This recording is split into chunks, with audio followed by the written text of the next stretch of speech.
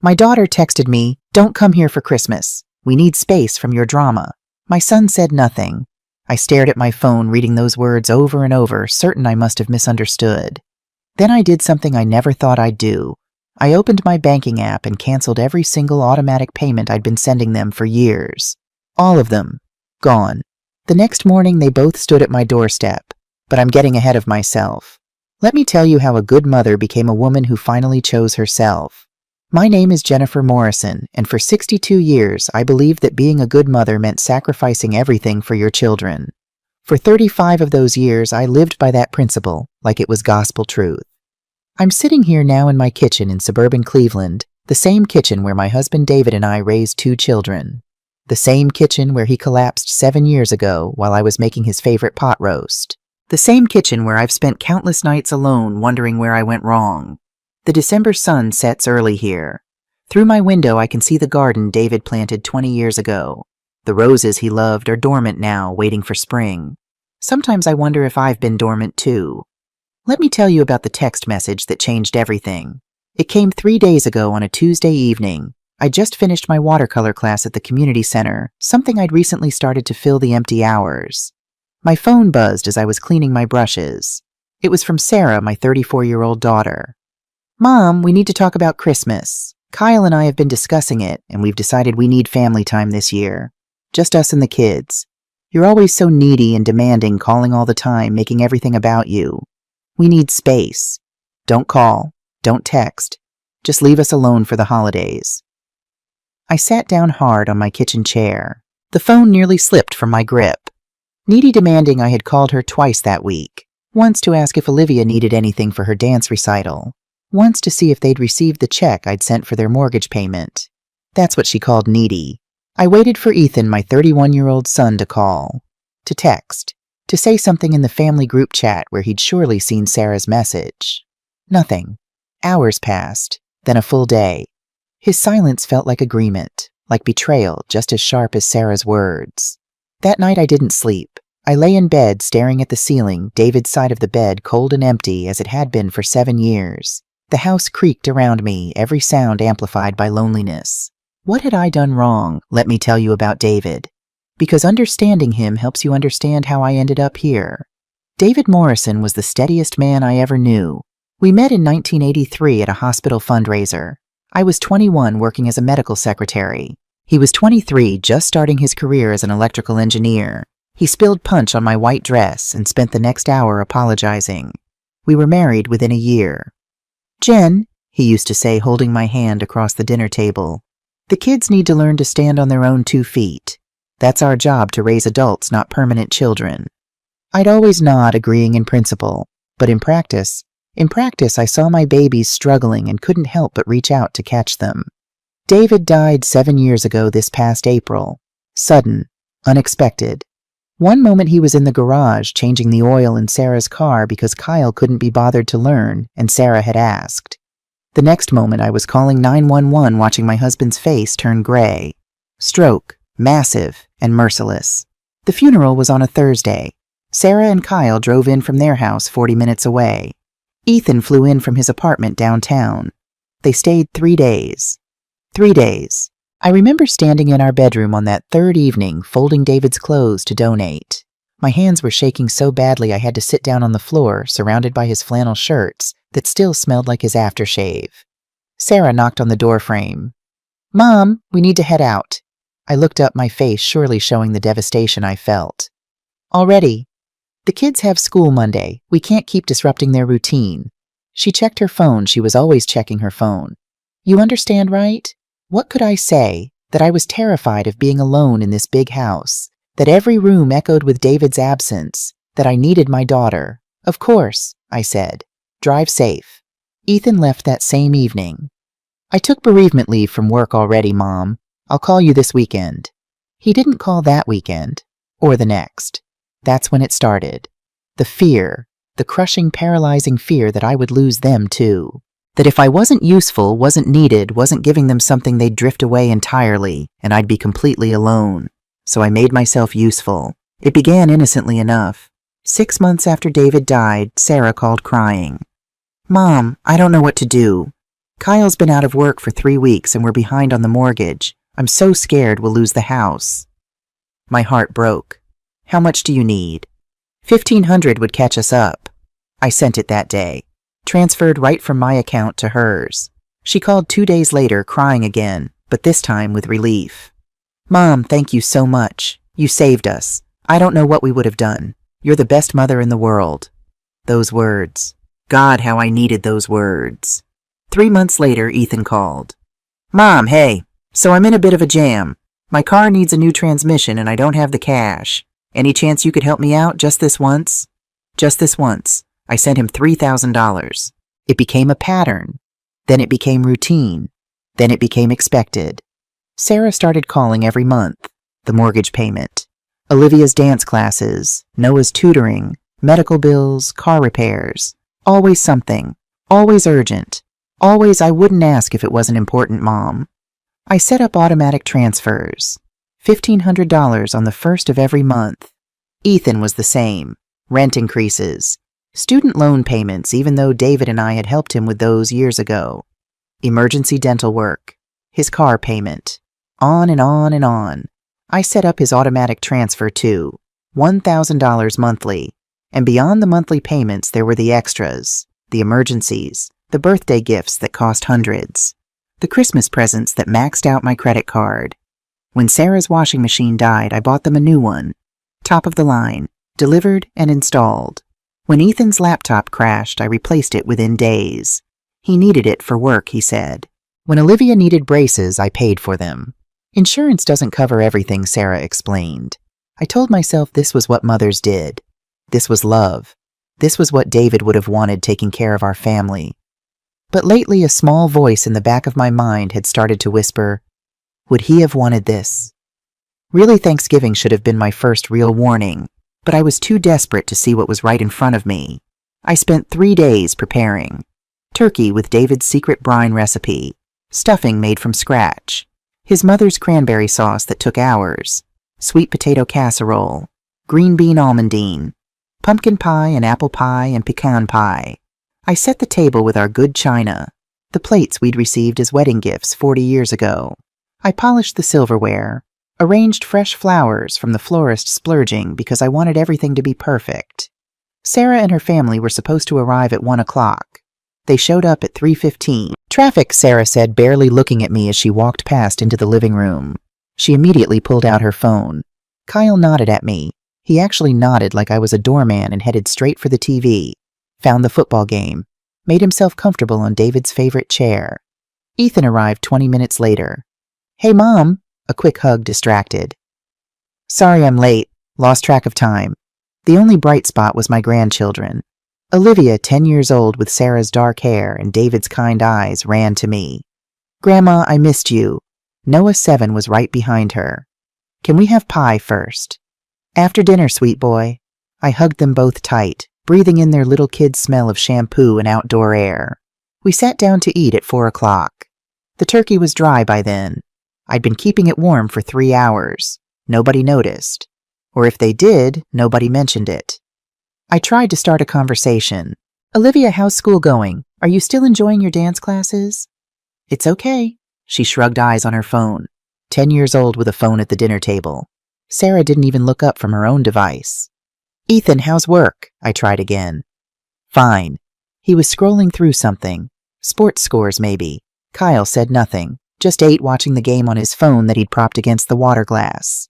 The only person who talked to me was Noah. Bless him. He told me about his school play, about the fort he was building in the backyard, about his friend Tyler who could burp the alphabet. I held on to his every word like a lifeline. At 6:30, Ethan checked his watch. I should head out, meeting some friends at 7. Already, the word came out more desperate than I intended. Yeah, we made plans weeks ago. He stood, grabbed his jacket.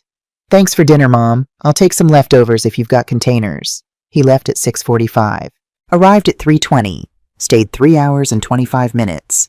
And most of that was spent on his phone. Sarah and her family left at 7. Kyle carried Noah, who'd fallen asleep on the couch. Olivia gave me a quick hug. Sarah paused at the door.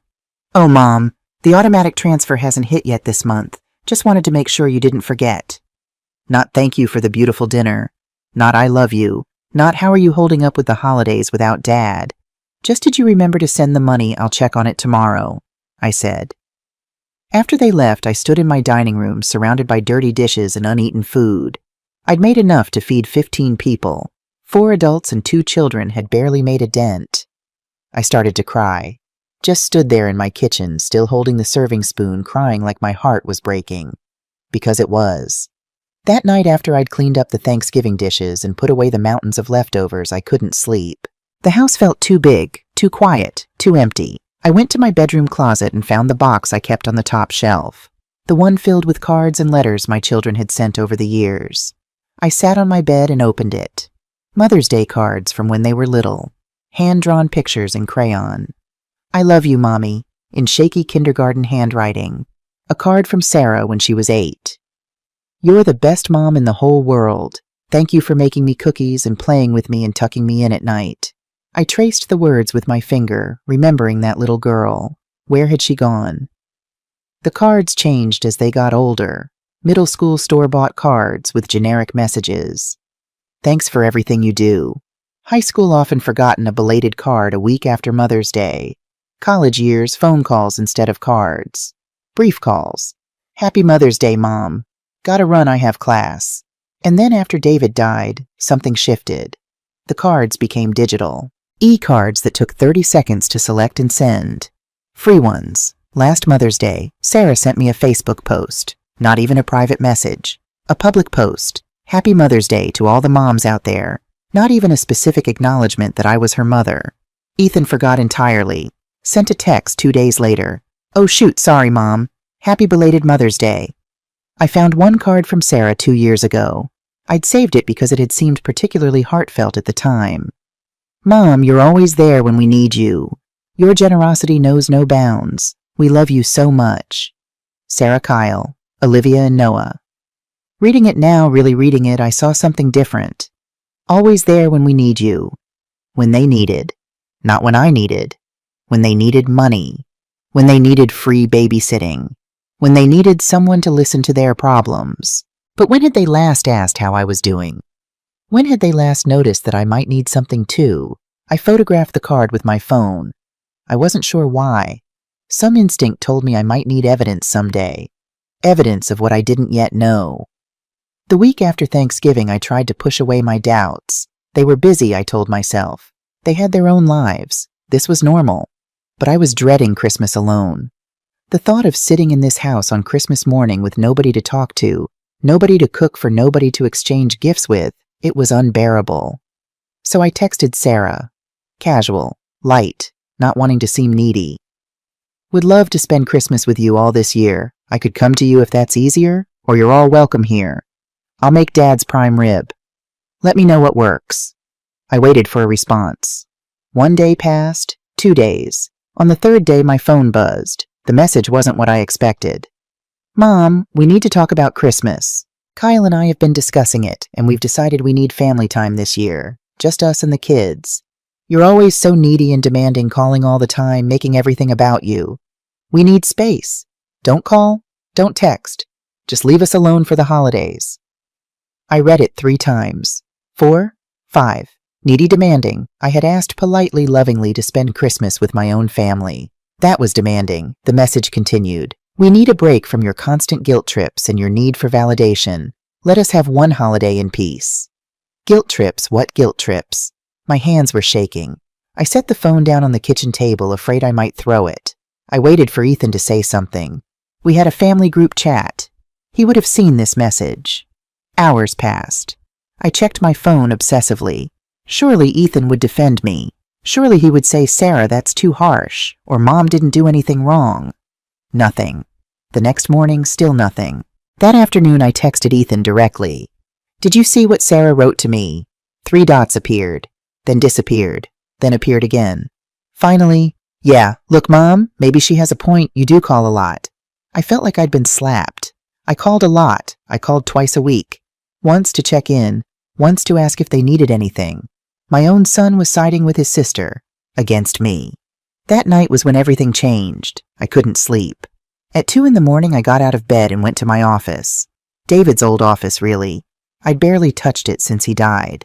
His desk was still there, his computer now outdated. His filing cabinets full of important papers I'd been too scared to sort through. I turned on the desk lamp and opened my laptop. I don't know what made me do it. Some instinct, some small voice saying, "Look, really look." I logged into my bank account, and I started to scroll. Not just recent months. I went back. Years. I exported statements. Created a spreadsheet, something David had taught me how to do decades ago when we used to manage our household budget together. The numbers that emerged made me physically ill. Monthly payments to Sarah, $1,500 in 60 months equals $90,000. Monthly payments to Ethan, $1,000 is 60 months equals $60,000. But that was just the automatic transfers. Then there were the emergencies.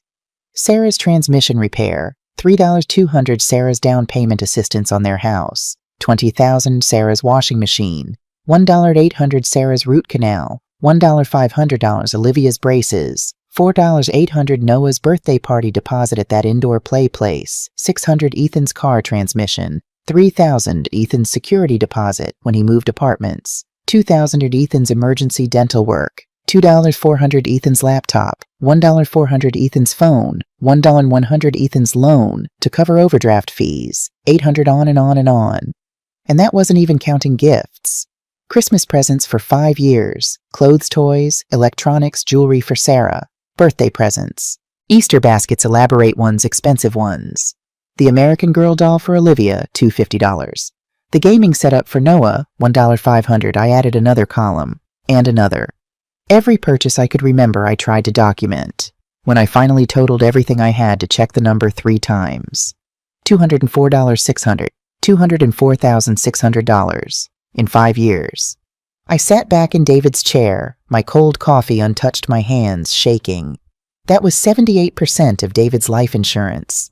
The money he had worked so hard for, the money he had saved so carefully, the money he had left specifically, explicitly for my security in my old age. I could hear his voice in my head. "Jen, this is for you, for your future. Don't let anyone take advantage of you. The kids are adults. They can manage." I had argued with him about it before he died. But what if they struggle? What if they need help? There's help and there's enabling Jen. Don't mix them up.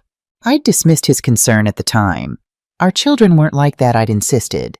They wouldn't take advantage. But now, sitting here at 2:30 in the morning staring at a spreadsheet that showed the brutal truth, I finally understood.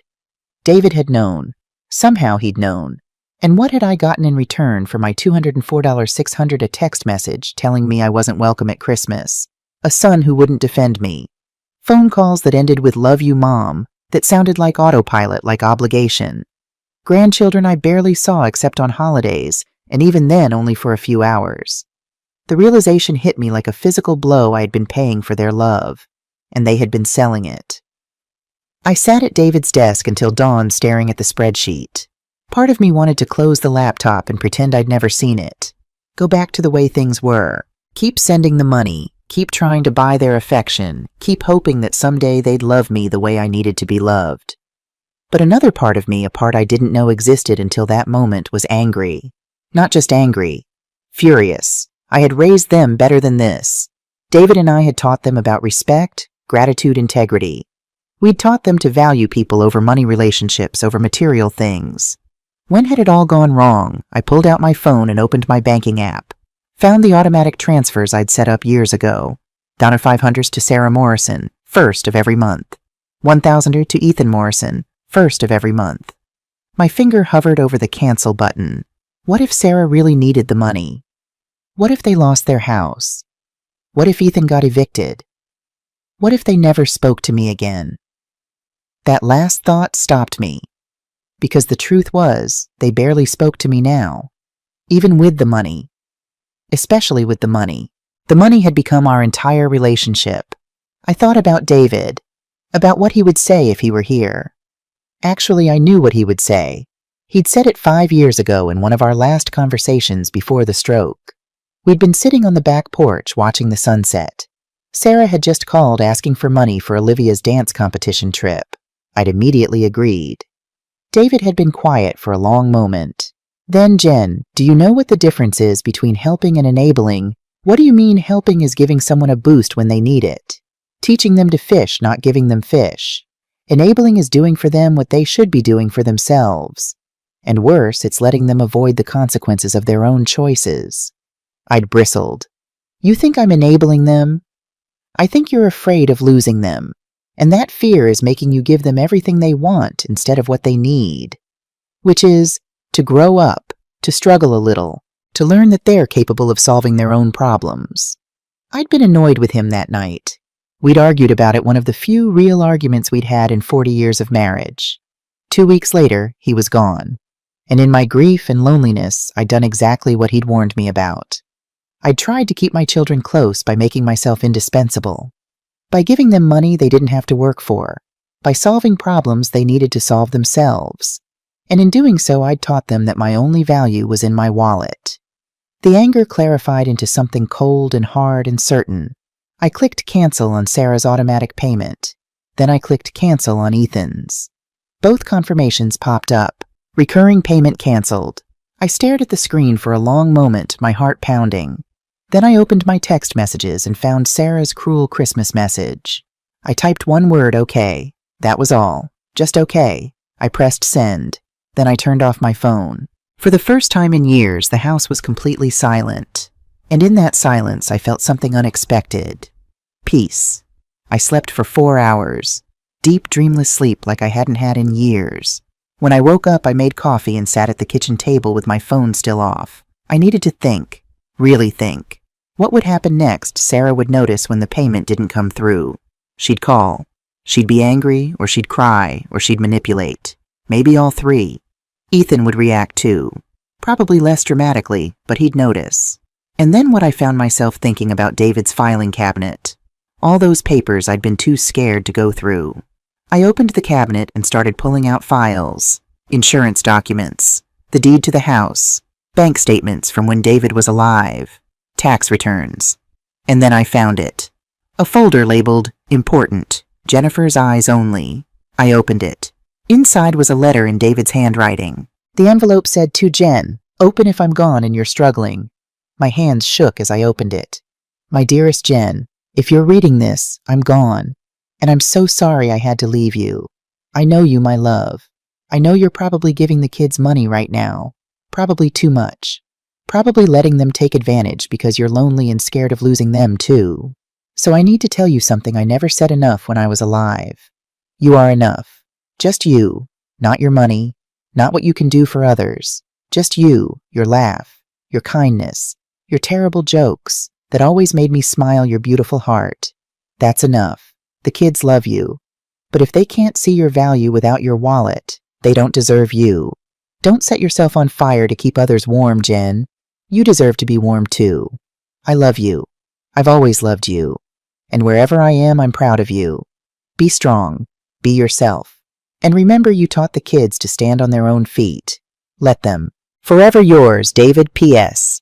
If you haven't already, go to Ireland. We always said we would.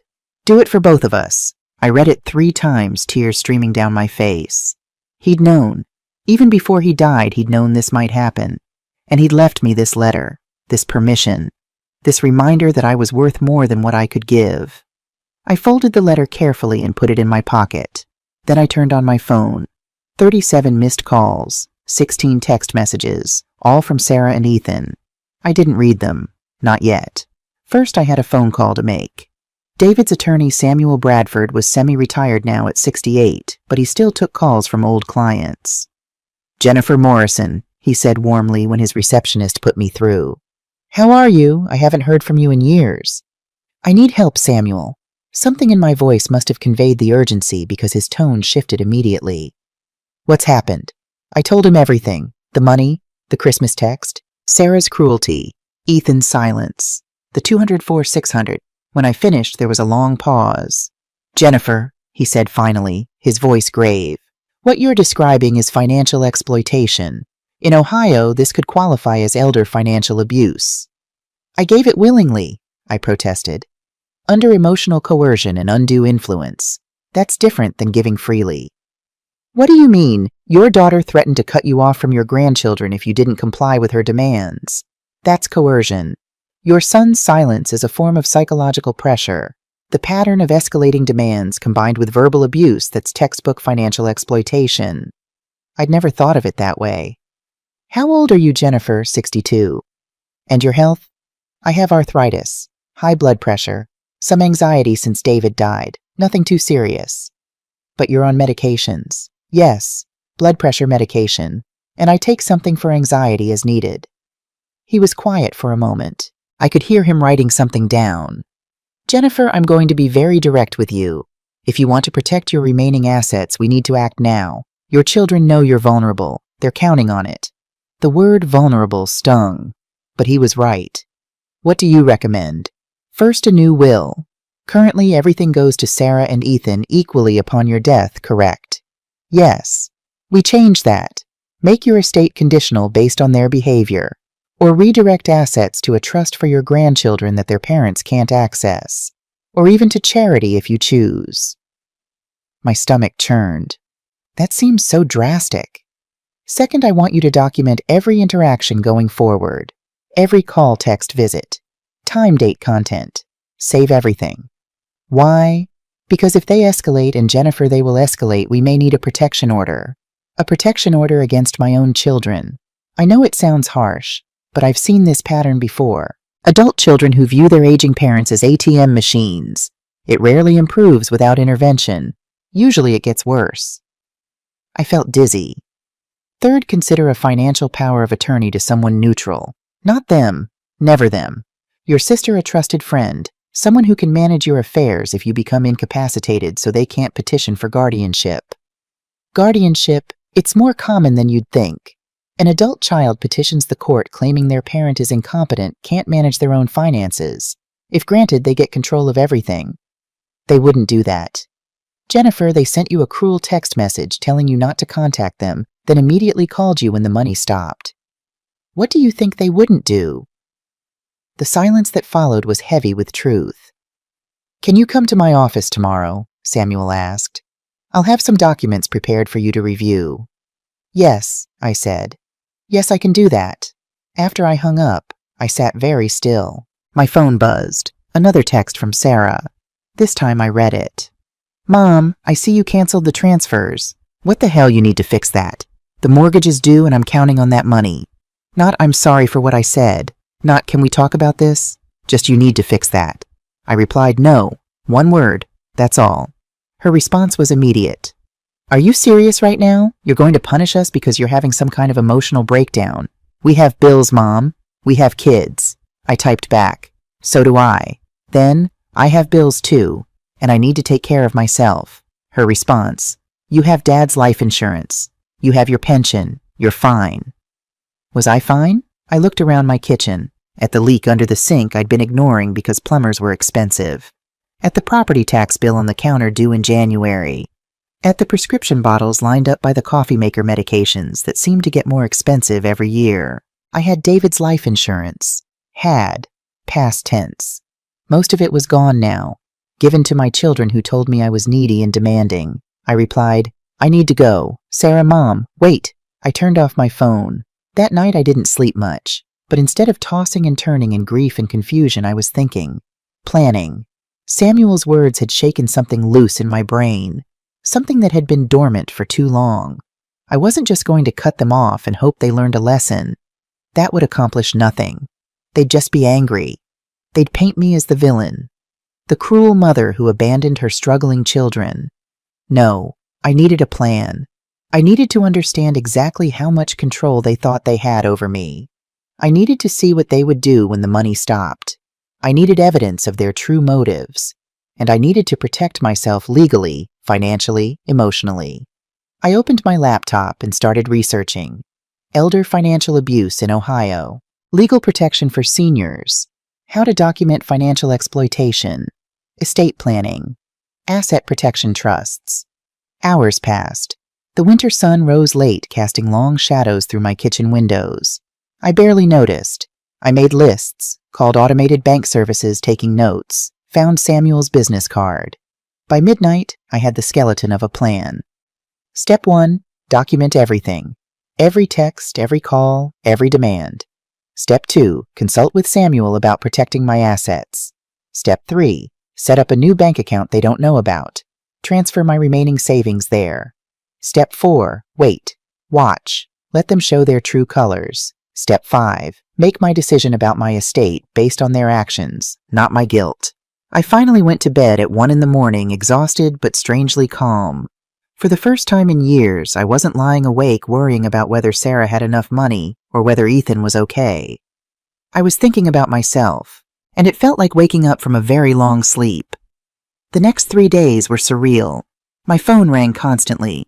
Sarah, Ethan, Sarah again, Ethan again. I didn't answer. The voicemails piled up. I listened to them once, then saved them to a folder. Sarah's first voicemail was angry. Mom, what the hell is going on? Call me back immediately. This is ridiculous. Her second was manipulative. Mom, please. I don't understand what I did wrong. Can we just talk? I'm so worried about you. Her third was desperate. Mom, the mortgage payment is due tomorrow. I'm going to overdraft if you don't send the money. Please, I'm begging you. Ethan's voicemails were shorter but followed the same pattern. First, Mom, what's going on? Sarah said you're acting weird. Call me back. Second, Mom, I need the rent money. It's due tomorrow. Please respond. Third, fine, whatever. I guess I'll figure it out myself. I saved all of them. I also started logging every interaction in a notebook. Date time method of contact content of message my response or lack thereof. Samuel had said to document everything. So I did. On the 4th day, I had my meeting with Samuel Bradford. Samuel Bradford's law office looked exactly as it had when David and I had last visited to update our wills 15 years ago. Same mahogany desk, same leather chairs, even the same receptionist, though she'd grayed considerably, as had we all. Jennifer. Samuel stood and extended his hand. Please sit down. I sank into the leather chair across from his desk and pulled out my folder. The spreadsheet, printed bank statements, screenshots of text messages, a timeline of financial requests. Samuel put on his reading glasses and reviewed everything in silence. His expression grew grimmer with each page. $204,600 in 5 years, he finally said. Jennifer, do you realize this qualifies as severe financial exploitation of an elderly person in Ohio? Elderly person. The word stung even though I'd expected it. I gave it willingly, I said again, though the protest sounded weak even to my own ears. Under emotional manipulation and undue influence. He tapped Sarah's Christmas text. This kind of verbal abuse combined with financial demands creates a clear pattern. How old are you? 62. And your health? Arthritis in my hands, high blood pressure, some anxiety since David passed. He made notes. Are you on medication? Blood pressure medication, anxiety medication as needed. They're expensive, my insurance doesn't cover all of it. Have you ever rationed your medication because of money? I hesitated, then admitted, once or twice. When Sarah had an emergency and needed extra money, I skipped a few doses to make my prescription last longer. Samuel's jaw tightened. That's exactly the kind of thing I'm talking about. You were sacrificing your own health to give them money. He leaned forward. Jennifer, I'm going to be very direct with you. If you want to protect your remaining assets, we need to act now. Your children know you're vulnerable, emotionally vulnerable after losing David, financially vulnerable because you're retired. They're counting on it. What do you recommend? First, a new will. Currently, everything goes to them equally upon your death, correct? I nodded. We change that. Make your estate conditional based on behavior, or redirect the bulk of assets to a trust for your grandchildren, Olivia and Noah, that Sarah and Ethan can't touch. They'd receive it at age 25 with conditions, or you can leave it to charity. Your choice.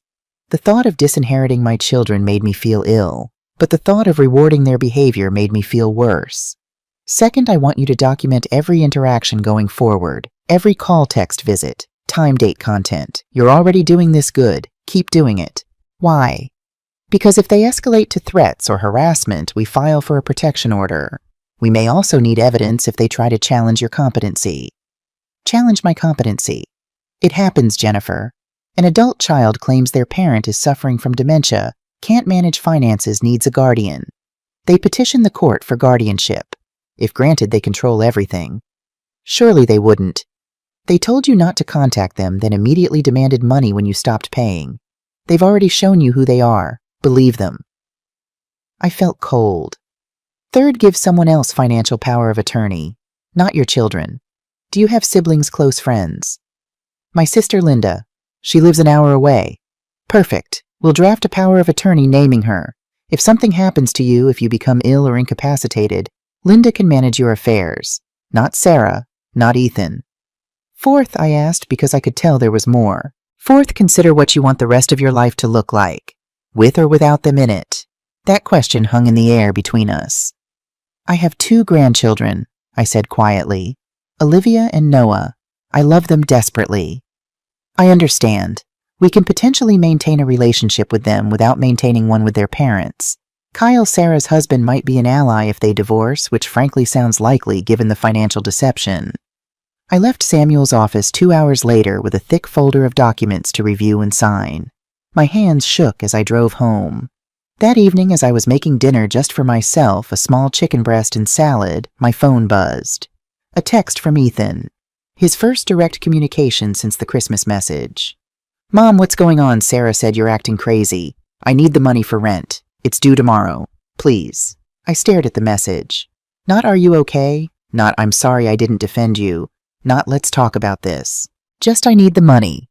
I typed back, I've made some financial changes. You'll need to budget differently going forward. His response was immediate. Are you kidding me? I'll be evicted? Is this because of what Sarah said? She was just stressed? You know how she is. You know how she is? As if that excused it. As if her stress justified cruelty. Another message. I'm coming over tomorrow. We need to talk about this. Then from Sarah. Brian told me you're cutting him off too. What is wrong with you? Where is your mother? Our grandmother would be ashamed of you. I didn't respond to either of them. But I did something else. I went to my bedroom closet and found the box of old family photos. I sat on my bed and looked through them. Sarah as a baby laughing in David's arms. Ethan taking his first steps reaching for me. Family vacations, birthday parties, Christmas mornings. When had it changed? I found a photo from Ethan's college graduation. David and I stood on either side of him beaming with pride. Sarah was there too with Kyle, everyone smiling. That was 8 years ago. David was still alive. The kids were grateful for our help paying for college. We were a family. Ethan arrived at 11 the next morning. I watched through the living room window as his Honda Civic pulled into my driveway. The same car I'd helped him buy 3 years ago with a $5,000 loan he'd never repaid. He knocked sharply on the door, not the gentle knock of a son visiting his mother, an impatient, irritated knock. I waited a moment steadying myself, then opened the door. Mom? He didn't smile. He looked tired, unshaven. His eyes were red-rimmed. We need to talk. Come in, I said evenly. He walked past me into the living room, and that's when I saw Sarah's black SUV pull up behind his car. My stomach dropped. They had coordinated this, planned it together. Sarah climbed out of the driver's seat. Kyle stayed in the car with Olivia and Noah in the back. I could see my grandchildren through the window, and my heart ached. They'd brought the children, as leverage, as props. Sarah entered without knocking. Mom, we need to talk. Now. Both of you, I said. It wasn't a question. Sit down, Sarah said, like she was in charge, in my house. This is my house, Sarah. I'll stand if I want to. Ethan ran a hand through his hair, a gesture I recognized from his childhood when he was frustrated. Look, Mom, I don't know what's going on with you, but this stops today. You can't just cut us off without warning. I gave you warning, I replied quietly. Sarah told me not to come for Christmas. Told me you all needed space from my drama. I respected your wishes. Sarah's eyes flashed. That was about Christmas, Mom, not about money. You're twisting everything. Am I? I walked to the kitchen table where I'd left my folder, picked it up, came back. Let me ask you something, Sarah. When was the last time you called me just to talk, not to ask for money? Just to see how I was doing? She blinked. We talk all the time. I don't keep a calendar of our conversations, Mom. This is ridiculous. Ethan stepped forward. Mom, I'm about to be evicted. Do you understand what that means? My credit will be destroyed. I might lose my job if I have to move suddenly and can't make the commute. I looked at him, really looked at him. You make $58,000 a year, Ethan. I looked it up. That's the average salary for IT support specialists in Cleveland. Your rent is $900 a month. Where is your money going? His face reddened. That's none of your business. It became my business when you made me responsible for your rent every month for 5 years. You're our mother. Sarah's voice rose sharply. You're supposed to help us. That's what mothers do. Help, yes. I opened the folder. Enable, no. There's a difference, and I'm just beginning to understand it. Enable? Sarah laughed harshly. Oh my God. Have you been watching Dr. Phil or something? We're not addicts, Mom. We're your children who are struggling. Struggling. I pulled out a printed screenshot, one I'd saved from Facebook 3 months ago. This is from your vacation to Cancun last spring. 5-star resort. You posted 16 photos. That's not struggling. Sarah's mouth opened, then closed. That was on a credit card. We needed a break. Kyle had been so stressed. And who do you think will pay that credit card when you can't? Who were you counting on to bail you out? Silence. I turned to Ethan. You bought a new gaming computer last month. I saw it in your Instagram story. $1,200. But you can't make rent. I needed that for work, he protested weakly. You work in tech support. Your company provides equipment. Try again. The room fell silent. Then Sarah's face transformed. The anger melted into tears. Academy Award-worthy tears. Mom, please. Her voice broke. I'm sorry. Okay, I'm sorry about what I said. I was stressed. Kyle's been having trouble at work and the kids are expensive and I took it out on you. She wiped her eyes with the back of her hand. But you can't punish Olivia and Noah because I lost my temper. They need things, Mom. Olivia has her dance recital coming up. She needs a new costume. Noah has a field trip to the science center. Are you really going to take that away from them because you're mad at me? There it was, the guilt card. Played perfectly. For a moment, just a moment, I felt the familiar pull, the instinct to comfort, to fix, to provide. Then I remembered the spreadsheet. $204,600. I remembered David's letter. You are enough. Just you. I remembered the Christmas text. We need space from your drama. No, I said firmly. Sarah's tears stopped as quickly as they'd started. What, yo? No, I won't be resuming the payments. You're both adults. You need to manage your own finances. Ethan's expression hardened. You're really doing this. I am. He turned toward the door. Fine. Don't come crying to us when you're old and sick and need someone to take care of you. The threat hung in the air, ugly and clear. Sarah grabbed her purse. You're going to regret this, Mom. Family is supposed to stick together, but apparently you're fine with being alone. She paused at the door, her final weapon. Don't expect to see your grandchildren anymore. I won't let you poison them against their own mother. Then they left, both of them, walking out, leaving me standing in my living room shaking. I stood frozen for a long moment after the door slammed. The house was silent except for the ticking of the kitchen clock, David's old clock, the one that had marked time through 40 years of marriage, 7 years of widowhood, and now this. The threat about Olivia and Noah hit harder than anything else. They were innocent. They loved me. I loved them. And Sarah was going to use them as weapons. I sat down heavily on the couch, let myself cry. Great heaving sobs that came from somewhere deep inside, somewhere I'd been keeping locked away for years. I cried for the children I thought I'd raised. I cried for the relationship I thought we had. I cried for David, who wasn't here to help me navigate this. I cried for myself, for the mother who'd given everything and somehow ended up with nothing. When the tears finally stopped, I felt hollowed out, empty, but also strangely lighter. I picked up my phone and called Samuel Bradford. They came to my house, I said when he answered. Both of them, together. Tell me everything. I recounted the conversation word for word. Ethan's threat about not caring for me when I was old. Sarah's manipulation about the grandchildren. The tears, the anger, all of it. Document it, Samuel said. Write down everything they said while it's fresh. Time date, who was present. Did Kyle hear any of this? He stayed in the car with the kids. Smart on his part. He's distancing himself. That might be useful later. He paused. Jennifer, I need you to understand something. This is going to get worse before it gets better.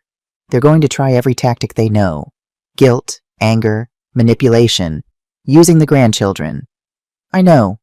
You're doing the right thing, even when it doesn't feel like it. After we hung up, I did what he said. I wrote down everything, every word I could remember. Then I did something I hadn't done in weeks. I called my sister. Linda picked up on the second ring. Jen, hi, I was just thinking about you. How are you? Her voice was so normal, so warm that I almost started crying again. I've been better, I admitted. What's wrong? I told her. Everything. The money, the Christmas text, the confrontation this morning, Sarah's threat about the grandchildren. When I finished, there was a long silence. Jen, Linda finally said, and her voice was tight with anger. Why didn't you tell me this was happening? I thought I was being a good mother. A good mother or a doormat? The words stung, but they were true. How much did you give them? She asked. Over $200,000 in 5 years. Jesus Christ, Jennifer. More silence. Then, Sarah called me 3 days ago. My stomach dropped. What? She said you were having some kind of breakdown, that you'd cut them off financially and were acting paranoid. She was very worried about you. And what did you say? I told her I'd call you, which I was planning to do today anyway. Linda's voice softened. Jen, why didn't you tell me what was going on? We talk every week. Because I was ashamed. Because I knew what you'd say. Because I didn't want to admit that my children were using me. Oh, honey. We both sat with that for a moment. Then Linda asked, what are you going to do? I'm changing my will, protecting my assets, setting boundaries. Good. That's good. She paused. You know this is going to get ugly, right? It's already ugly. No, I mean uglier. They're going to call everyone, tell their version of the story, try to turn the family against you. I know. And you know I'm on your side, right? Completely 100%. Tears pricked my eyes again. Thank you. Do you remember my son Tyler, Linda's oldest? He was 36 now. Of course. 5 years ago he asked me for $50,000, said he was starting a business, needed seed money, promised he'd pay me back with interest. I'd forgotten about that. I gave it to him, Linda continued. The business failed within 6 months. Turned out there never really was a business.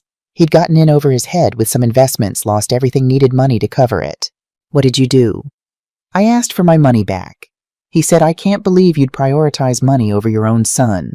Didn't speak to me for 18 months. I didn't know that. I didn't tell anyone. I was embarrassed, hurt. But Jen, it was the best thing I ever did. Because when he finally called me, he'd gotten his act together, got a real job, started going to therapy. He apologized, really apologized. Paid me back $15,000 so far. So there's hope. Maybe, maybe not. But either way, you'll know you didn't enable them to destruction. You gave them a chance to grow up. We talked for another hour. Linda shared more of her story. I shared more of mine. When we hung up, I felt less alone. But Linda's warning echoed in my head. They're going to try to turn the family against you. That night it began. My phone started ringing at 7 p.m. Aunt Patricia, David's older sister, 70 years old, sharp as a tack, opinionated as hell. Jennifer, what is this? I hear about you cutting off Sarah and Ethan. I closed my eyes. Here we go. Where did you hear that? Sarah called me this afternoon. She's very worried about you, dear. She thinks you might be having some kind of episode. An episode? She mentioned you've been acting strangely, paranoid, accusing them of stealing from you. She's concerned it might be early-stage dementia. Dementia. Sarah was telling people I had dementia. Patricia, I don't have dementia. I have clarity. Well, that's good to hear, but Sarah seemed quite convinced. I interrupted her. Patricia, did Sarah tell you how much money I've given her in the past 5 years? She mentioned you'd been very generous with helping them, $204,000. Silence. I'm sorry, what, $204,600? That's what I've given Sarah and Ethan combined, in 5 years. I have the bank statements to prove it. That's a lot of money, Jennifer. It's 78% of David's life insurance. More silence. And when I asked to spend Christmas with them, Sarah sent me a text telling me not to come, that they needed space from my drama, that I was needy and demanding. She said that, I can forward you the text if you'd like. Patricia's tone changed. Please do. I'd very much like to see it. I sent her the screenshot while we were still on the phone. I heard her gasp. Oh my God, Jennifer, I had no idea. The way Sarah described it, she said you'd had some kind of fight and cut them off without warning. The warning was when she told me not to contact her. I'm so sorry. I should have called you first before believing her version. We talked for another 20 minutes. By the end, Patricia was firmly on my side. If you need anything, she said before hanging up, I'm here. And Jennifer, I'm proud of you for standing up for yourself. But Patricia wasn't the only one who called. Cousin Rachel texted, Hey, heard you're going through something. Here if you need to talk. I explained the situation. She was supportive, but not everyone was. David's cousin Margaret called. She'd always been closer to Sarah than to me. I think you're being very harsh, she said after I'd explained everything. They're young. They're struggling. You have money sitting in the bank. Why wouldn't you help them? Because they're not struggling, Margaret. They're mismanaging. There's a difference. Well, I think you're going to regret this when you're old and alone and they're not there for you. The same threat Ethan had made. I hung up on her. The calls and texts continued into the night. Sarah had clearly made the rounds. Some people believed her version. Most, once they heard mine, sided with me. But the damage was done. The family was divided. And I realized something. Sarah was good at this. She'd been manipulating people for years and I'd never noticed. 1 week passed, then 2. Sarah tried calling multiple times. I didn't answer. Ethan sent increasingly desperate texts about rent eviction ruined credit. I didn't respond. Then 2 weeks after our confrontation, Sarah tried a new tactic. My phone rang. The caller ID said Olivia Morrison, my granddaughter, calling from Sarah's phone. My heart raced. Was something wrong? Was she hurt? I answered. Olivia, sweetheart, are you okay? Grandma, her small voice made my chest tighten. Why are you mad at us? Oh no. Oh God, no. Hi, sweetheart. I'm not mad at you. Mommy said you don't want to see us anymore. She's been crying, a lot. The manipulation was breathtaking, using a 10-year-old child to deliver guilt. Emma, honey, I love you very much. I wanted to see you for Christmas, but Mommy said no. Do you remember Mommy said she needed space? Mommy said you're being mean about money. Did Mommy tell you to call me? A pause. Too long. She's right here. She wants to talk to you. Of course she did. Sarah got on the phone. Did you hear that? Do you hear what you're doing to her? You're confusing her. She doesn't understand why her grandmother doesn't love her anymore. Sarah, don't use your daughter to manipulate me. It's not fair to her. I'm not manipulating anyone. I'm trying to help Olivia understand why her family is falling apart. The family isn't falling apart because I set financial boundaries. Think about that. I hung up. My hands were shaking. But my resolve held. I called Samuel Bradford again. They're using the grandchildren now, I told him. Predicted, he said grimly. Don't engage. If they continue, it could constitute harassment. We're documenting everything. Remember, that evening I did something I hadn't done in years. Something David and I used to do together. I went to the community center grief support group for widows and widowers. The group met Thursday nights in a small room at the community center. About 12 people sat in a circle ranging from their 50s to their 80s. The facilitator, a kind-faced woman named Carol, welcomed me. We have a newcomer tonight. Would you like to introduce yourself? I'm Jennifer, I said. My husband David died 7 years ago, and I'm having trouble with my adult children. The murmurs of understanding around the circle surprised me. You're not alone, said a woman across from me. She looked to be in her early 70s, well-dressed, kind eyes. I'm Ruth. My husband died 5 years ago, and my son... Well, let's just say I understand. As the meeting went on, I learned I was far from alone. Ruth's story: her son had stolen her credit cards, racked up $18,000 in charges. She'd had to take him to court to avoid being liable. A man named George. His daughter had forged his signature on loan documents, taken out a second mortgage on his house without his knowledge. He'd almost lost everything. A woman named Dorothy. Her 3 adult children had fought over her late husband's estate like vultures. Hadn't spoken to her in 2 years except through lawyers. The hardest part, Ruth said, looking directly at me, is accepting that the children you raised aren't the adults they became. You keep hoping they'll change, go back to being the sweet kids they once were. But sometimes they don't. What did you do? I asked. I changed my will. Left everything to a scholarship fund in my late husband's name. When my son found out he didn't speak to me for a year, she smiled sadly. Then one day he called, apologized, really apologized. We're rebuilding now, slowly.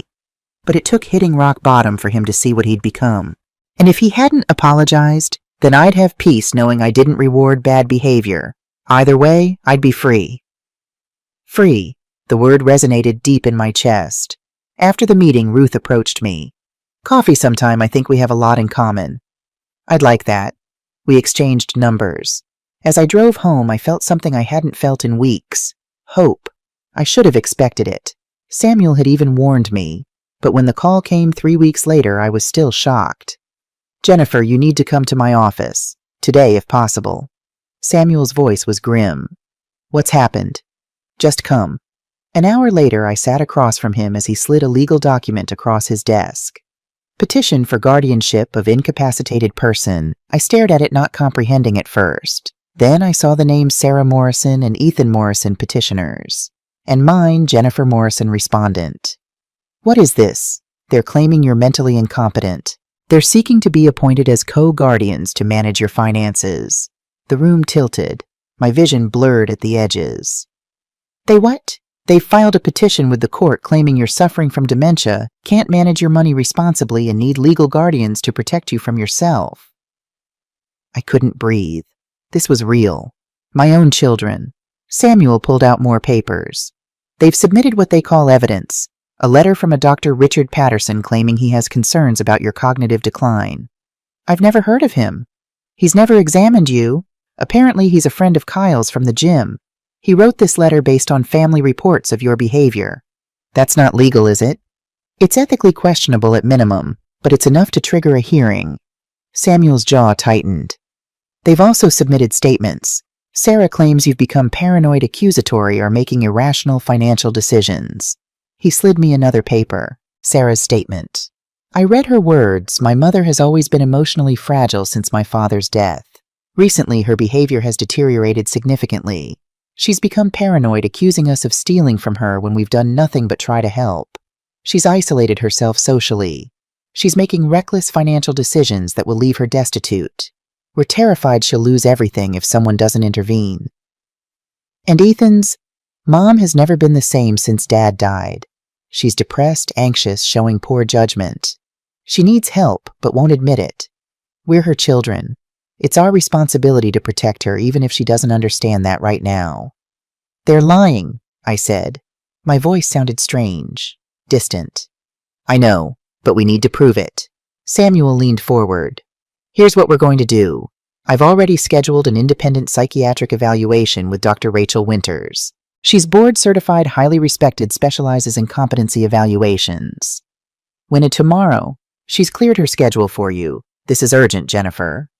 What happens if the court sides with them? Then they become your legal guardians. They control your assets, your bank accounts, your property, everything. You'd need their permission to access your own money. I felt sick. But that's not going to happen, Samuel said firmly, because you're going to pass that evaluation with flying colors, and then we're going to fight this. Hard. Dr. Rachel Winters was in her mid-50s, calm and professional, with gentle eyes that missed nothing. The evaluation took 5 hours, spread over 2 days. Cognitive function tests, memory tests, questionnaires about my daily life, my decisions, my reasoning. She asked me to remember lists of words, draw a clock showing a specific time, count backward from 100 by sevens, recall details from a story she'd told me 30 minutes earlier. She asked about my finances, why I'd made the decisions I'd made. I was honest, painfully, completely honest. I was lonely, I told her. After my husband died, I was terrified of losing my children too, so I tried to make myself indispensable. I gave them money because it made me feel needed. It made me feel like a good mother. And now I realize I was enabling them to treat me poorly. I was teaching them that my only value was financial. And I can't do that anymore, not if I want to respect myself. She made notes, asked more questions. Tell me about the Christmas text. I showed her. She read it carefully. How did that make you feel? Like I didn't matter. Like the only thing that mattered was the money. And when you stopped the payments, what was your reasoning? That I needed to take care of myself. That I have my own bills, my own future to think about. That I can't set myself on fire to keep other people warm. She smiled at that. That's a healthy boundary. At the end of the second day, Dr. Winters closed her notebook. Mrs. Morrison, I want to be very clear with you. Your cognitive function is excellent. Your memory is better than most people half your age. Your executive function, your ability to plan, make decisions, solve problems is strong. There is absolutely no evidence of dementia, confusion, or cognitive impairment of any kind. Relief flooded through me. So the petition is baseless and frankly offensive. Your children are trying to manipulate the legal system to regain control of your money. That's not guardianship. That's exploitation. She leaned forward. I'll be submitting a detailed report to the court. But Jennifer, I want you to understand something. What you're doing, setting boundaries, protecting yourself, refusing to be manipulated, that's not irrational. That's the sanest thing you could possibly do. I cried, right there in her office. From relief, from validation, from years of being told I was wrong to want basic respect. The hearing was scheduled for mid-January. Samuel prepped me thoroughly. They're going to try to paint you as confused, emotional, irrational. You need to stay calm. Answer clearly. Don't let them bait you into anger. What if I see the grandchildren? Kyle has confirmed they won't be there. He's actually been cooperative. He wants no part of this.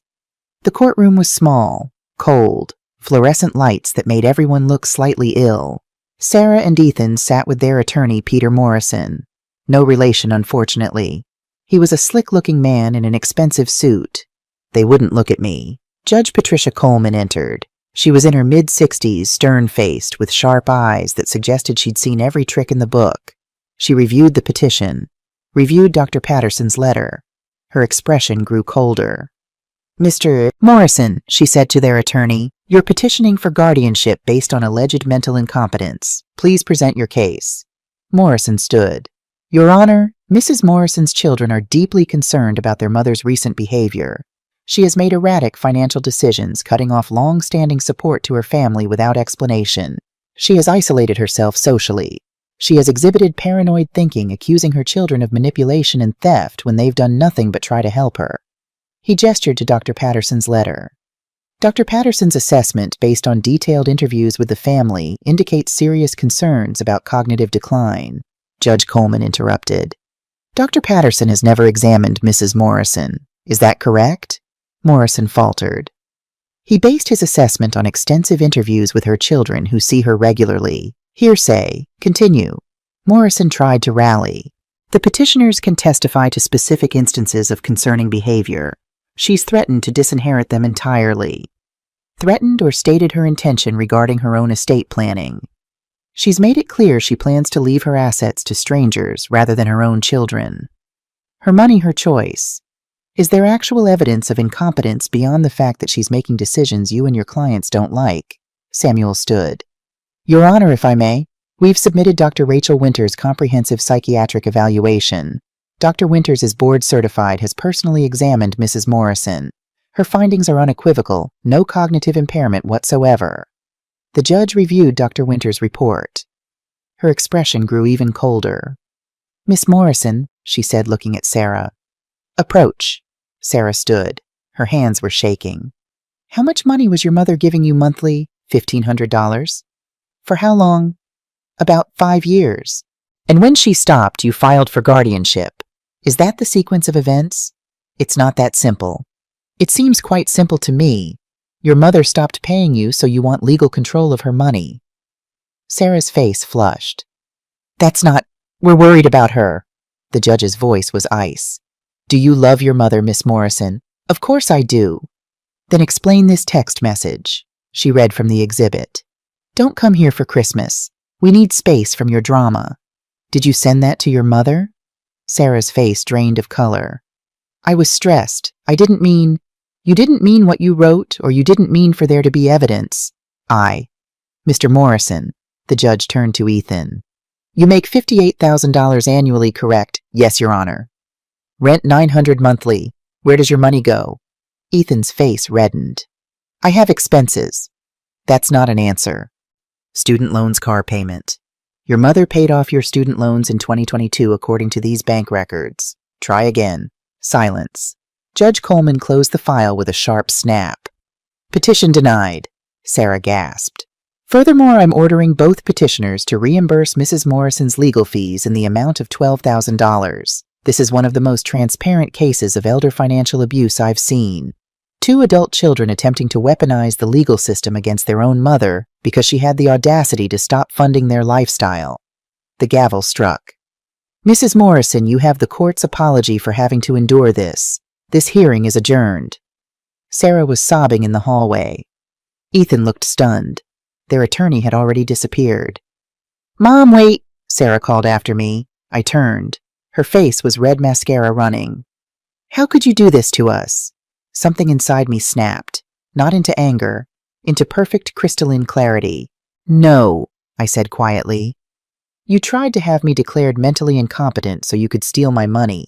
You lied to a court. You used a doctor who'd never met me to claim I had dementia. You dragged me through this humiliation because I set a boundary. My voice was calm, cold. Don't you dare make yourself the victim. I walked away. Samuel put a hand on my shoulder as we left the courthouse. You did it. It's over.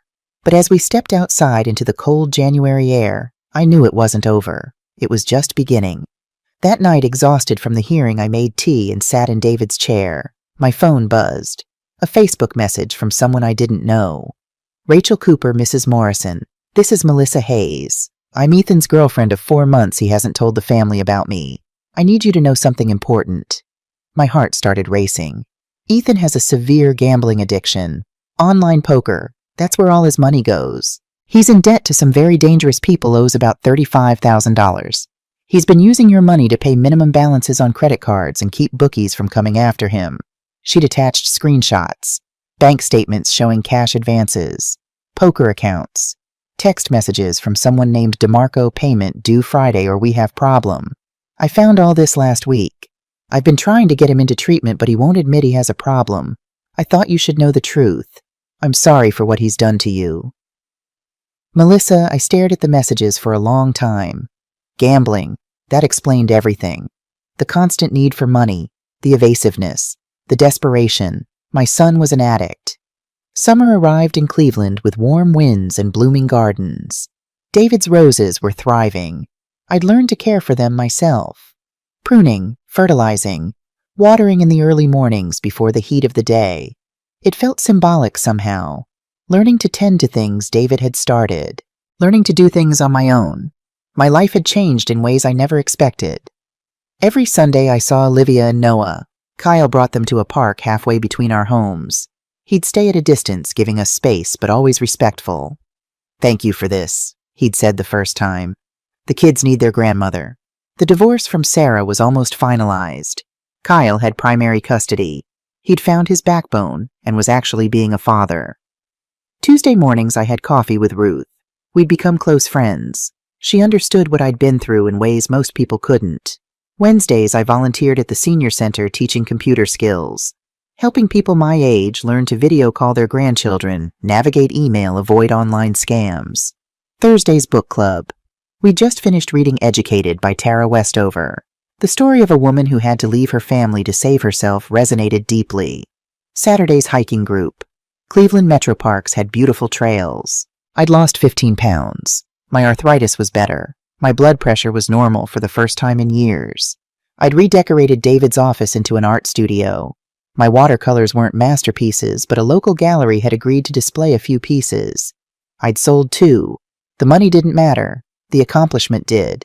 Linda and I had gone to Ireland in July. The trip David and I had always planned.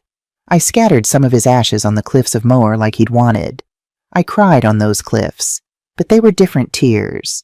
Not grief exactly. Gratitude, maybe, for the life we'd had, for the strength he'd given me to build a new one. Financially, I was stable, comfortable even. I still had $47,000 in savings. My pension covered all my expenses. I'd prepaid my funeral, bought long-term care insurance. I would never be a burden to anyone. The new will was signed. Estate divided between Olivia and Noah in a trust they'd receive at 25, A generous donation to the senior center. Money for Linda's children who actually called to check on me.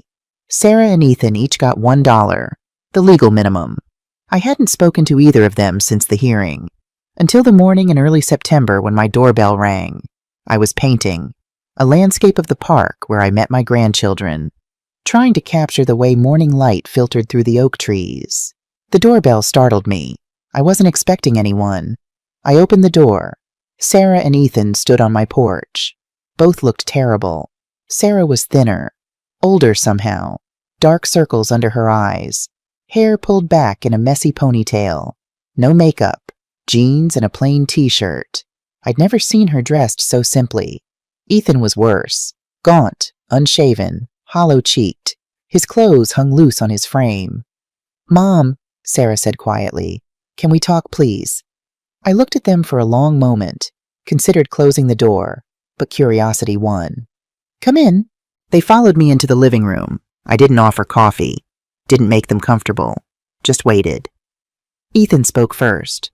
"Mom, I'm in rehab, for gambling, 60 days inpatient. I got out last week." "I know," I said. His eyes widened. "You know, Melissa told me 6 months ago." Pain crossed his face. "She told you, before she left me. She was worried about you. She cared." "We broke up after I got arrested." My stomach dropped. "Arrested?" "I tried to steal from my employer, to pay off debts. They didn't press charges if I agreed to treatment." His voice cracked. "I've hit bottom, Mom. Lost everything. My job, my apartment, Melissa, my self-respect." He took a shaky breath. "I'm living in a recovery house with 5 other guys, working part-time at a call center, going to GA meetings every day, and I'm sorry. For everything. The money, the guardianship petition, the things I said." I watched him, looking for the lie, the manipulation. I didn't see it. I saw genuine remorse, but I'd been fooled before. Sarah's turn. "Mom, She struggled with the words. "Kyle left me, filed for divorce. He has the kids most of the week. I lost the house. I'm in a 1-bedroom apartment working 2 jobs just to make rent." Her voice was small, defeated. "Kyle told me he sees you, that you have the kids every Sunday." "Yes." "He said you never badmouth me to them." "I don't." Tears now. "Thank you for that. You could have. You had every right to." She wiped her eyes roughly. "I'm in therapy, twice a week, working on my shopping addiction, my need for control, She swallowed hard. "My cruelty to you. The guardianship petition, Sarah. You tried to have me declared incompetent." I know. It was Kyle's breaking point. When the judge ruled against us and ordered us to pay your legal fees, he realized I'd lied to him about everything. About you, about the money, about my spending. He filed for divorce 2 weeks later. She looked at me directly. "I destroyed my own life. Not you, me." The room was silent except for the ticking of David's clock. "I'm so sorry, Mom," Sarah whispered. "I'm so sorry." The question hung in the air, the one they'd come to ask. "Can you forgive us?" I didn't answer immediately. I stood up, walked to the window, looked out at David's roses. "Do you know what I learned this year?" I asked without turning around. They waited. "I learned the difference between guilt and responsibility. Guilt is feeling bad about your choices. Responsibility is changing your behavior." I turned to face them. "You both say you're sorry. Maybe you are. Maybe you feel guilty. But Ethan, you didn't come here after 60 days in rehab because you wanted to apologize. You came because your sponsor told you to make amends. Step 9. Ethan looked down. "Yes. And Sarah, you didn't come here because you fundamentally changed. You came because you lost Kyle. You lost custody of your kids, and some part of you thinks maybe I can help fix it." "That's not," Sarah started. "Don't lie to me. Not anymore." The words came out sharper than I intended, but I was done being soft. "Here's what I need you both to understand. I loved you. I loved you so much I let you drain me financially, emotionally, spiritually. I loved you so much I ignored every warning sign. I loved you so much I almost let you destroy me." My voice grew stronger. "But I love myself too, and I won't go back to being your safety net, your backup plan, your ATM." Sarah's face crumpled. We're not asking for money, aren't you? Silence. Let me be very clear about what I'm willing to offer and what I'm not. I walked back to my chair, sat down, looked at them both. Ethan, I will support your recovery, not financially, but I will attend family sessions at your rehab if you ask. I will answer when you call if it's not about money. I will be there for your milestones, your 90 days, your 6 months, your year, if you stay sober. His eyes filled with tears. Thank you. Sarah, I will maintain my relationship with Olivia and Noah through Kyle. I will not badmouth you to them, but I will not lie to protect you either. They're old enough to understand consequences. She nodded, wiping her eyes. For both of you, I'm willing to rebuild a relationship, if and only if you show me through actions, not words, that you've changed. That might take years. It might never happen. But I'm willing to try. Relief started to cross their faces. However, the relief died. I will not give you money. Not for emergencies. Not for bills. Not ever. Mom, Sarah protested. Not ever. That's not negotiable. But what if there's a real emergency? Ethan asked. Then you'll handle it like adults, the way millions of people do every day without their mothers bailing them out. I leaned forward. I will not let you guilt me about the grandchildren. I will not forget what you did. Forgiveness doesn't mean amnesia, and I will not let you back into my life fully until you've earned it. How do we earn it? Sarah asked, voice small. Time, consistency, showing up when there's nothing in it for you, calling to ask how I am, not to ask for something, respecting my boundaries without argument. I paused.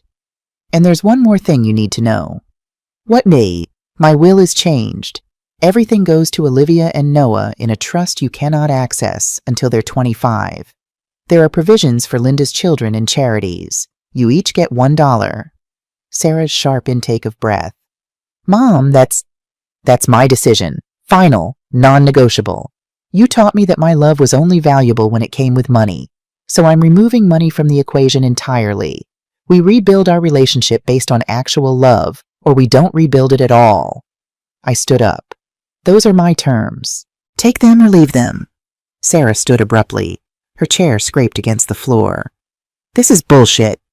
Language, I said calmly. You're punishing us forever. We made mistakes. We apologized. What more do you want? Changed behavior. I am changing. I'm in therapy. I'm working 2 jobs. I lost everything. You lost things, Sarah. I almost lost myself. Her mask dropped completely. The real Sarah emerged, the one I'd glimpsed in that Christmas text. You know what, Mom? You're not the saint you think you are. You want to know why we took your money, because you modeled offer to see, because you kept insisting, because you made us feel like we owed you for every little thing. Did I make you file for guardianship? Silence. Sarah's voice dropped. Vicious. You want to keep the kids from me. That's what this is about. You've turned Kyle against me. You're using them as weapons. I'm not keeping them from you. You lost them through your own choices. Kyle wouldn't have left if you hadn't stopped giving us money, if you hadn't made everything fall apart. Sarah, I didn't destroy your marriage. You did. You hid credit card debt from your husband. You lied about where the money was going. You tried to have your own mother declared insane. I didn't do any of that. You did. The truth hung in the air like smoke. Sarah was crying now, angry tears, desperate tears. You don't understand what it's like. Kyle couldn't keep a job. I had bills. I had kids who needed things. I did what I had to do. By lying, by manipulating, by treating your mother like a piggy bank. You wanted to help. You said so. I wanted to be needed, and you exploited that. The cruelest thing Sarah had said was at the first confrontation. But this was worse. This was the final card. At least I'm not alone, Sarah hissed. At least I have my kids. What do you have? Some old ladies you paint with, a sister who pities you. She moved toward the door, turned back. You're going to die alone, Mom, and we won't be there. We won't be at your funeral. We won't mourn you. You'll just be nothing. Is that what you want? The room froze. Ethan looked horrified. Sarah realized she'd gone too far. I didn't mean, get out, I said. My voice was ice. Mom, get out. Sarah grabbed her purse and fled. The door slammed behind her. Ethan didn't move. Long, heavy silence. "I'm not her," he finally said. "Aren't you—" You stood there while she said those things, and I was horrified. "Mom, I'm not Sarah." He stood up, faced me directly. "I can't speak for her. I can't fix what she said. But I can speak for myself." His voice was steady, clear, different than I'd ever heard it. "I destroyed my life. I destroyed any trust you had in me. I became someone I'm ashamed of. Someone Dad would be ashamed of." He swallowed hard. "In rehab, they make you face what you've done. Really face it. No excuses, no justifications. Just the truth." I had to make a list of everyone I hurt. Your name was at the top, Mom. Not because you were first chronologically, but because I hurt you the most. The person who loved me most. The person who deserved it least. Tears streamed down his face. "I don't expect forgiveness. I don't expect money. I don't expect anything. But I need you to know I'm changing. Not for you, for me. Because I don't want to be that person anymore. The addict, the liar, the son who threatened his own mother." "How much debt?" I asked. $42,000. I filed bankruptcy in April. It's being discharged. I'm on a payment plan for what can't be discharged. "And the gambling?" 73 days sober. I go to GA meetings every day, sometimes twice a day. My sponsor's number is on speed dial. He pulled out his phone, showed me an app. "See 73 days. Every day I don't gamble, I mark it. It's the longest I've gone without betting in 6 years." I studied him, really looked at him. I saw David in his eyes. The good parts of David, the honesty, the determination. "Your sponsor, what's his name?" "Robert Greenfield." "Give me his number." Ethan looked confused. "Why?" "Because I'm going to call him and ask if you're serious about recovery. And if he tells me you are, if he tells me you're doing the work, not just going through the motions, then maybe we can start to rebuild something." I held his gaze. "But Ethan, it's going to take years, and I might never fully trust you again." "I know," he said quietly, and I meant what I said. "No money, not ever." "I understand." Okay, such a small word, but it meant everything. Ethan gave me Robert's number, hugged me a real hug, not a perfunctory one, and left. I sat in David's chair for a long time after he was gone. Then I called Robert Greenfield. 3 months later, December 25th. My house smelled like prime rib. David's recipe, the one I'd made every Christmas for 40 years. The tree was up, lights twinkling, stockings hung on the mantel. Not just mine, one's for Linda, for her kids, for Ruth, for Olivia and Noah. For Ethan. I'd hung one for Ethan. Not Sarah, not yet. Maybe not ever. People started arriving at noon. Linda and her family first. Hugs all around. Her kids brought flowers. Ruth and her son Michael. Michael had become a friend. We'd gone to a few movies together. Nothing romantic. Just companionship. It was nice. Cousin Rachel, Aunt Patricia, a few people from book club. Kyle arrived at one with Olivia and Noah. "Grandma," they ran to me, hugging me tight. "Merry Christmas, my loves." Noah thrust a drawing at me. "I made this for you. It was us. Me and him, holding hands, hearts everywhere. It's beautiful. I'm hanging it on the fridge right now." Kyle shook my hand. "Thank you for this, Jennifer, for everything." "How are you doing?" "Good. Really good, actually. Got a promotion at work. The kids are thriving. We're okay." "I'm glad." At 2 o'clock, there was a knock at the door. I opened it. Ethan stood there, clean-shaven, clear-eyed, holding a small gift and looking nervous. "Hi, Mom. I know I wasn't invited, but my sponsor said I should try anyway. If you want me to leave, come in," I said. His face lit up. Really, but Ethan..." "Yeah, this is about family. Real family. Not money, not obligation. Just people who care about each other. Can you handle that?" "I'd like to try." The house filled with laughter. Real laughter. Around the dinner table, Linda saying grace. "Thank you for this food, for this family, for second chances."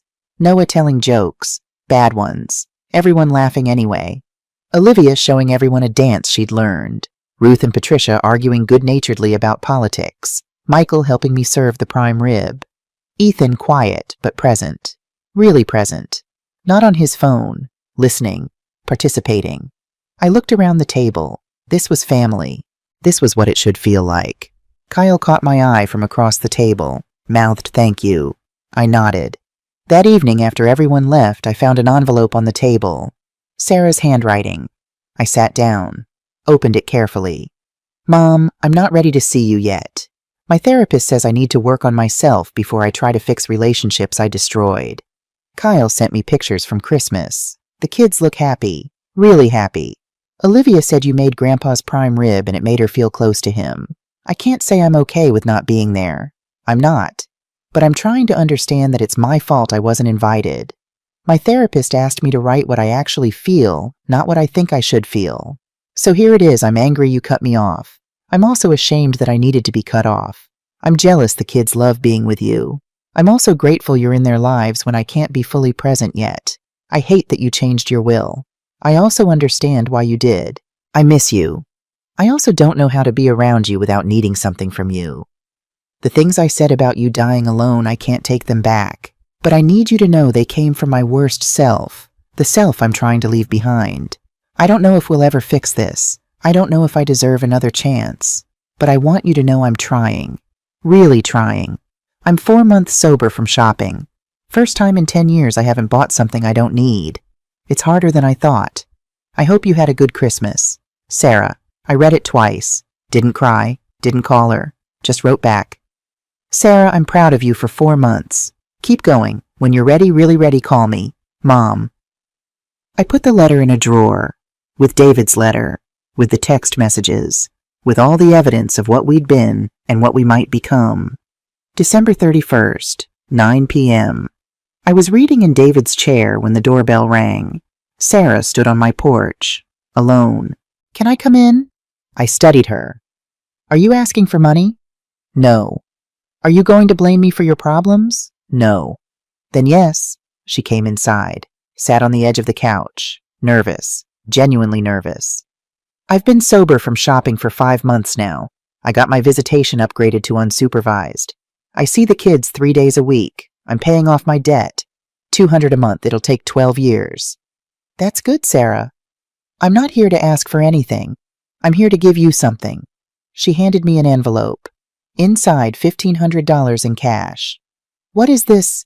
First month I ever owe you. My therapist said I need to start paying you back. Not because you asked, because I need to. Sarah, her voice was firm. It's going to take me years to pay back what I took. I might never pay it all back, but I'm going to try. Every month, $200, until it's done. I looked at the money, then at her. I don't need this money, Sarah. I know, but I need to give it. Please. I took it. I'll put it in the college fund for Olivia and Noah. She smiled sadly. That's perfect. We sat in silence for a moment. I should go, Sarah said. I have an AA meeting at 10. AA? I thought you said shopping addiction. Turns out I had more than one problem. I was self-medicating with wine. A lot of wine. Kyle didn't know. Nobody knew. I hid it well. My heart broke. Sarah. I'm okay, Mom. For the first time in years, I'm actually okay. Sober. Honest. Poor as hell, but okay. At the door, she paused. Do you think we'll ever be okay? You and me? I thought about it. Really thought about it. I don't know, I said honestly. But I think we're starting. That's enough, she whispered. We didn't hug. Not yet. But someday. Maybe someday we would. January 2026. My 63rd birthday. A small party at my house. Linda, Patricia, Ruth, Rachel. Kyle with the kids. Ethan 11 months sober from gambling. New job making $52,000. Less than before, but honest money. Sarah 10 months sober from alcohol. 13 months from shopping. Joint custody now, 50-50. Dating someone new named Jim. An accountant. Stable. Boring. Perfect for her. Sarah had given me $1,500 every month for 10 months. $15,000 into the college fund. She still had $189,000 to go. At $200 a month, it would take her 79 years. I'd never see all the money back. We both knew it. But that wasn't the point. The point was she was trying. Ethan called every Sunday, just to talk, about his week, his struggles, his small victories. He asked about my life. Actually listen to the answers. Sarah and I had coffee once a month. Sometimes it was awkward. Sometimes it was good. Always it was honest. We were rebuilding. Slowly, carefully, like you rebuild after an earthquake. Checking every foundation. Testing every support beam. At my birthday party, Sarah gave me a small box. Inside a framed photo. Me and Olivia and Noah at the park. Kyle had taken it. We were laughing. Really laughing. I know I can't fix what I broke, Sarah said quietly. But I wanted you to have this. A memory that's good. Thank you, I said, and meant it. That evening after everyone left, I found something else. An old letter, the one from David. I read it again. Don't set yourself on fire to keep others warm, Jen. You deserve to be warm too. I walked to the window, looked out at the garden. The roses would bloom again in spring. They always did. My phone buzzed. Text from Sarah. Thank you for today, and for not giving up on us. Happy birthday, Mom. I love you. Text from Ethan. 11 months today. Thanks for being there. Love you. Text from Olivia. Grandma, you're the best. Can we do watercolors next week? Text from Michael. Thanks for letting me crash your family party. Same time next year. I smiled. Typed back to everyone. Love you too. Stood. Walked to David's photo on the mantle. I did it, I whispered. I chose myself, and I didn't lose them. Not completely. Not forever. I could almost hear his voice. I'm proud of you, Jen. People ask if I regret cutting them off. I don't. I regret that it was necessary, but I don't regret choosing myself. I lost $200,000. I gained my life back. That's a trade I'd make again. My children are learning to be adults, to take responsibility, to understand that love isn't transactional. My grandchildren know they're loved. By me, by their father, and slowly by a mother who's learning to be the person they deserve. I'm 63 years old. I paint, I hike, I have friends who value me for who I am, not what I can give them. I sleep peacefully, and every morning I wake up and tend David's roses. They're blooming. So am I.